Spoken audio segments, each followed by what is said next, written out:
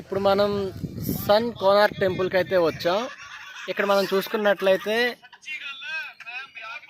అదే కనిపిస్తుంది కదా, అది మనకి సూర్య దేవాలయం అంటారు.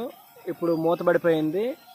అది ఎందుకు మూతపడిపోయింది అనేది మనం హిస్టరీలో చూసి తెలుసుకోవాలి. అంత నాలెడ్జ్ నాకు ఇప్పుడు ప్రస్తుతానికి లేదు, అది తెలుసుకొని వెళ్ళి మీకు చెప్తా.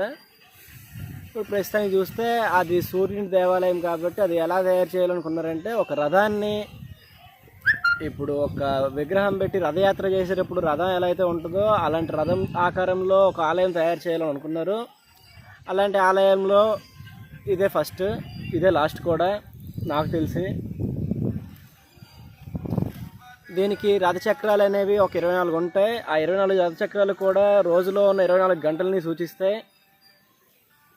నెక్స్ట్ ఏంటంటే, ఇక్కడ సూర్యుని విగ్రహం గాల్లో తేలాడుతుంటుంది. అప్పట్లో మ్యాగ్నెట్ పై ఇది అక్కడ ఒక 200 టన్నుల మ్యాగ్నెట్ని తెచ్చి విగ్రహాన్ని గాల్లో తేల్చడం జరిగింది. గాల్లో తేలేలా ఏర్పాటు చేయడం. దాన్ని పోర్చుగీస్ వాళ్ళు వచ్చి ధ్వంసం చేసేసారు. వాళ్ళ నావలకి ఓడలకి ప్రయాణానికి అంతరాయం కలిగిస్తున్నాయని చెప్పి, సో దానివల్ల పోర్చుగీస్ వాళ్ళు ఇక్కడ ధ్వంసం చేసేసారు. ఇప్పుడు మనకి ఇక్కడ పూజలు అయితే జరగవు, కానీ ఇది మన పురాతన ఆర్కిటెక్చర్ కాబట్టి మనం దీన్ని కాపాడుకోవాల్సిన బాధ్యత ఎంతైనా ఉంది. దీని గురించి తెలుసుకోవాల్సిన బాధ్యత ప్రతి హిందువుకి ఉంది.